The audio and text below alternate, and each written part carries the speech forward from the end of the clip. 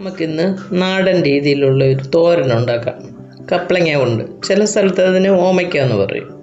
അത് തൊലി കളഞ്ഞു വെച്ചേക്കുന്നതാണ്. ഇത് നമുക്ക് ചെറുതായിട്ടൊന്ന് അരിഞ്ഞെടുക്കണം. വെജിറ്റബിൾ കട്ടർ ഉണ്ടെങ്കിൽ വളരെ ഈസിയാണ്, അതിലിട്ടൊന്ന് കറക്കിയാൽ മതി. അല്ലാന്നുണ്ടെങ്കിൽ കൈ പിടിച്ച് കൊത്തി അരിഞ്ഞാലും മതി. ഇതിനാവശ്യമായ തേങ്ങ, ചെറിയ ജീരകം 1/4 ടീസ്പൂൺ, മഞ്ഞൾപ്പൊടി 1/4 ടീസ്പൂൺ, 2 പച്ചമുളക്,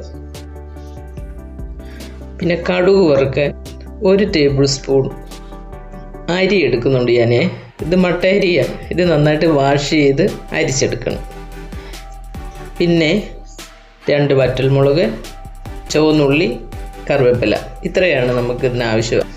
ഇതൊന്ന് ഞാനൊന്ന് ചെറുതായിട്ട് അരിഞ്ഞെടുത്തുകൊണ്ട് വരാം. ഞാൻ ഓമയ്ക്ക നന്നായിട്ട് ചെറുതായിട്ട് അരിഞ്ഞിട്ടുണ്ട്.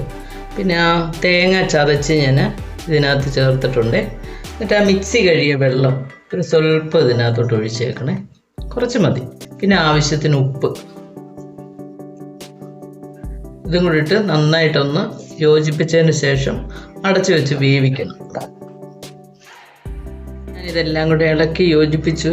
ഇനി നമുക്കിത് അടച്ചു വെച്ചിട്ട് ഒരു 2-3 മിനിറ്റ് വേവിച്ചെടുക്കാവേ. ഞാനിപ്പോൾ അത് ഒരു 2-3 മിനിറ്റ് കഴിഞ്ഞു കേട്ടോ വേവിക്കാൻ തുടങ്ങിയിട്ട്. അടച്ചു വെച്ച് ഇടയ്ക്കിടയ്ക്ക് ഞാൻ ഇളക്കി കൊടുക്കുന്നുണ്ടായിരുന്നു. എന്നിട്ട് അടച്ചു വെക്കും. അങ്ങനെ 2-3 പ്രാവശ്യമായിട്ട് ഇതിങ്ങനെ ആയി. ഇപ്പം വെള്ളമൊക്കെ പറ്റി നല്ല സെറ്റായി കണ്ടോ, വെള്ളമില്ല. അപ്പം നമ്മൾ ഇത് വേവുകയും ചെയ്തു. ഉപ്പൊക്കെ ഇടയ്ക്ക് നോക്കിക്കോണേ, ആവശ്യത്തിന് അവരുടെ ആവശ്യത്തിന് ഉപ്പൊക്കെ കുറവാണെങ്കിൽ ഇച്ചിരി കൊടുക്കുകയൊക്കെ ചെയ്യണം.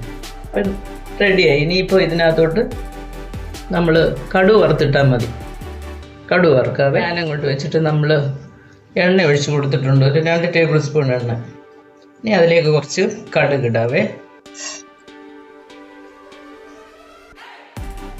കടുക് ഒന്ന് പൊട്ടി വരുമ്പോഴത്തേന് നമുക്ക് ഈ കഴുകി വെച്ചിരുന്ന അരി, 1 ടേബിൾ സ്പൂൺ അരി എടുത്ത് വെക്കണമെന്ന് ഞാൻ പറഞ്ഞില്ലേ, ആ അരി കഴുകി വെക്കണം നന്നായിട്ട്. അല്ല അതുപോലെ എടുത്തിടരുത്. നമുക്ക് ആ അരി ഇട്ട് കൊടുക്കാവേ.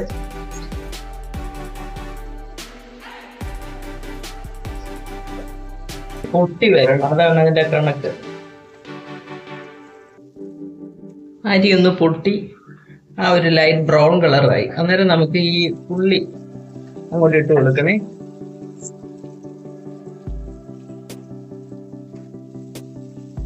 ഉള്ളിയും കൂടെ നന്നായിട്ടൊന്ന് മൂത്ത് വന്ന് കറിവേപ്പില കുറച്ച് ഞാൻ ഇട്ട് കൊടുക്കുക. വറ്റൽമുളക് ഇടുക. ഉള്ളി ഒന്ന് മൂത്ത് വെച്ച് മൂത്ത് കഴിയുമ്പോൾ വേണം നമുക്ക് തീ ഓഫ് ചെയ്യാനേ. അതിൻ്റെ കൂട്ടത്തിൽ തന്നെ വറ്റൽമുളക് ഇട്ട് കൊടുത്തേക്കാം, കറിവേപ്പില.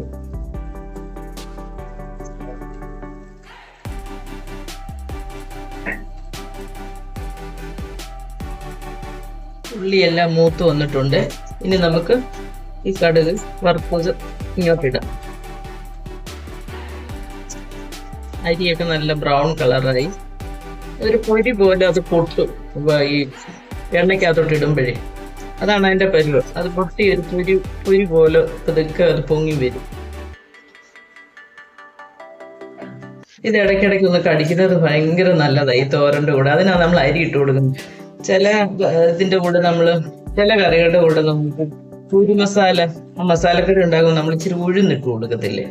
അപ്പൊ ഇടയ്ക്കൊന്നും അത് കടിക്കുമ്പോൾ ഒരു പ്രത്യേക ടേസ്റ്റ്. അതിനുവേണ്ടിയാണ് അങ്ങനെ ഇട്ട് കൊടുക്കുന്നത്. അതുപോലെ ഈ തോരൻ വെക്കുമ്പോൾ ഈ അരി ഒന്ന് വറുത്തിടുന്നതൊന്ന് ഇടയ്ക്ക് കടിക്കുമ്പോൾ നല്ല രുചിയാണ്. നിങ്ങൾ ഇതൊന്ന് ട്രൈ ചെയ്ത് കൊടുക്കണമെങ്കിൽ.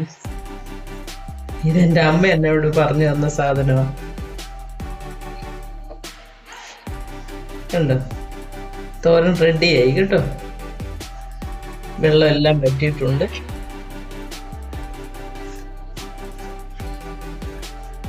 കാണാൻ തന്നെ ഒരു ഭംഗിയില്ലേ, ആ യെല്ലോ കളറിൻ്റെ കൂടെ ഒരു ബ്രൗൺ കളറും കൂടെ അങ്ങോട്ട് വരുമ്പോഴത്തേന് നല്ല ഭംഗിയായി കറി കാണാൻ. നാടൻ രീതിയിലുള്ള കപ്പളങ്ങ തോരൻ റെഡിയായി. വളരെ ഈസിയായി ഇത് ചെയ്യാൻ, പെട്ടെന്ന് ചെയ്യാനും പറ്റും. നമ്മുടെ വീട്ടിൽ തന്നെ ഉണ്ടാകുന്ന സാധനമല്ലേ, അപ്പോൾ അതിൻ്റേതായ ഒരു ഗുണം കിട്ടും. വേറെ കുഴപ്പങ്ങളൊന്നും ഉണ്ടാകത്തില്ല ആരോഗ്യത്തിന്.